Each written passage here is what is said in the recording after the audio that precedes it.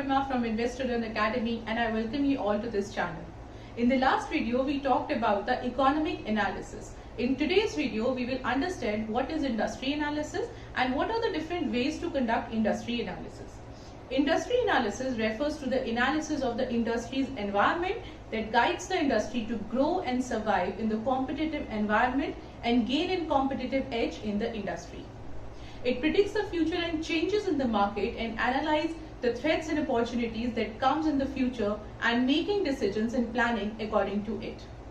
An industry analysis consists of three major elements. First, the underlying forces at work in the industry. Second, the overall attractiveness of the industry. Third, the critical factors that determine a company's success within the industry.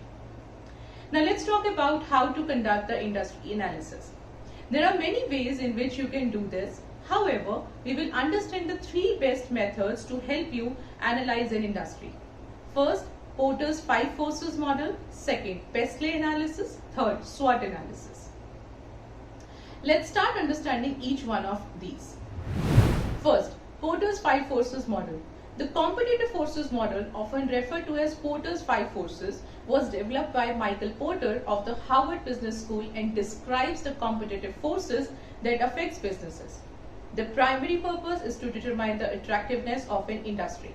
However, the analysis also provides a starting point for formulating the strategy and understanding the competitive landscape in which a company operates.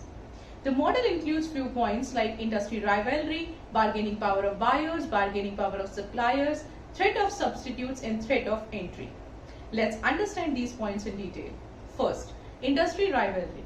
It is important to know about the position of the company with respect to the peers from the same industry. The comparison can be done within the same sector. For example, like a manufacturing company can be compared with a company within the manufacturing sector only. According to Porter, competition is intense when there are more players, when the products are similar and the companies are fighting to find an edge over other products. When rivalry competition is high, advertising and price ensue, which can hurt a business's bottom line. Second, bargaining power of buyers. This power refers to the power buyers which can force the sellers to give them better quality products at a lower price. The bargaining power is high in the following cases. First, if the number of buyers is lesser than the number of suppliers in the market. Second, if the buyer has more similar products in the market and demands less on a particular supplier. And third, if the switching cost is low. Third point, bargaining power of suppliers. The bargaining power of suppliers is opposite of the bargaining power of buyers. If there are limited number of suppliers, they have the power.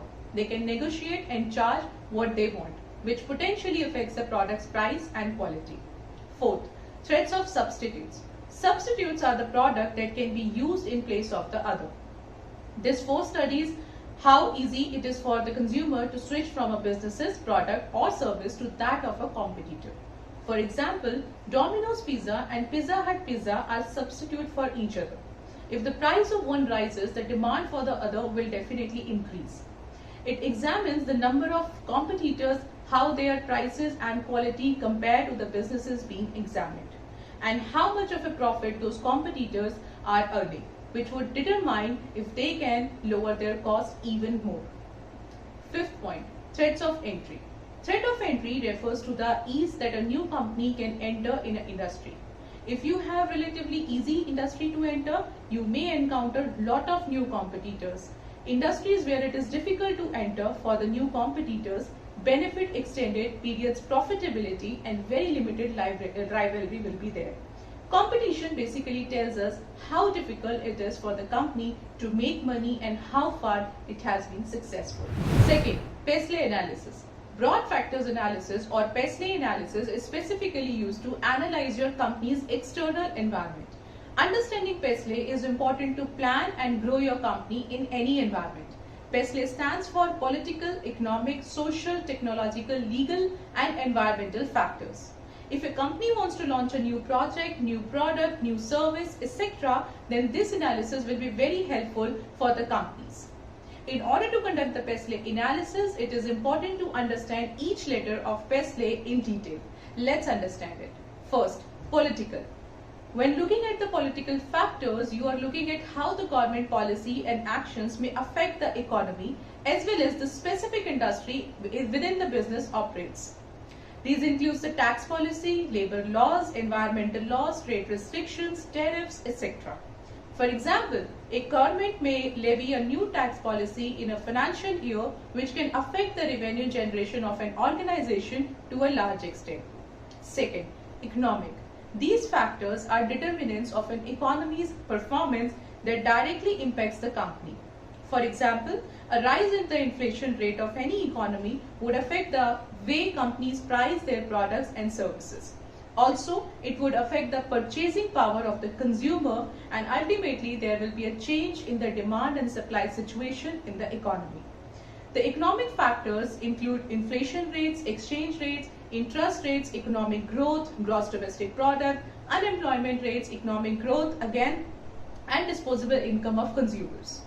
Third, social factors. The social factors analyze the social environment in relation to the industries and constitute the demographic features, customs, norms, values of the population within the operating periphery of the organization.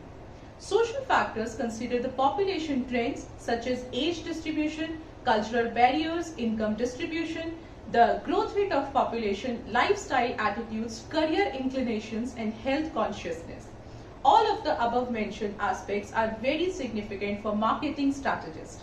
For example, in today's era, the demand for junk foods like pizza and burger have gone up, especially amongst the younger generation. Companies like Domino's, Pizza Hut, Burger King, KFCs are churning out huge profits because of the consumer behavior. On the contrary, the same does not hold true for the people in rural areas. This is how the social factors affect companies' revenue structure. Fourth, technological factors. These factors pertain to innovations in the technology that may affect the operations of the industry and the market favorably or unfavorably. This refers to the automation, research and development, and the amount of technological awareness that a market possesses. Technological factors highly affect the decisions regarding the entry and exit in an industry, launching of a new product, and outsourcing the production-related activities. Fifth point, legal factors. It includes the laws such as health and safety laws, discrimination laws, safety standards, employment laws, consumer protection laws, copyright and patent laws, and antitrust laws. The set of rules and regulations varies from country to country. Analysis of legal factors figures out strategies based on the existing legislations. However, it is always advised to have an appointed lawyer to guide through the complexities. For example, Nestle had to take away the packets of Maggi from the market after the Food Safety and Standards Authority of India summoned Nestle because of the non-compliance with the laws of food safety, as the regulators found lead content beyond the permissible limit in it. 6. Environmental factors. The practices of corporate social responsibilities, CSR, and the sustainability forms an integral part for the companies. Environmental factors include ecological facets like climate change, weather conditions, environmental offsets, which highly govern tourism, agriculture, and farming industries. Third analysis is SWOT analysis. SWOT stands for strengths, weaknesses, opportunities, and threats, and is a technique for assessing these four aspects of your business. It is used to assess the internal and external environment of a company and is a part of the company's strategic planning process. A SWOT analysis is divided into two categories: one, internal factors; second, external factors. Under internal factors, strength and weaknesses comes. Under external factors, opportunities and threats comes. Let's understand the SWOT in detail.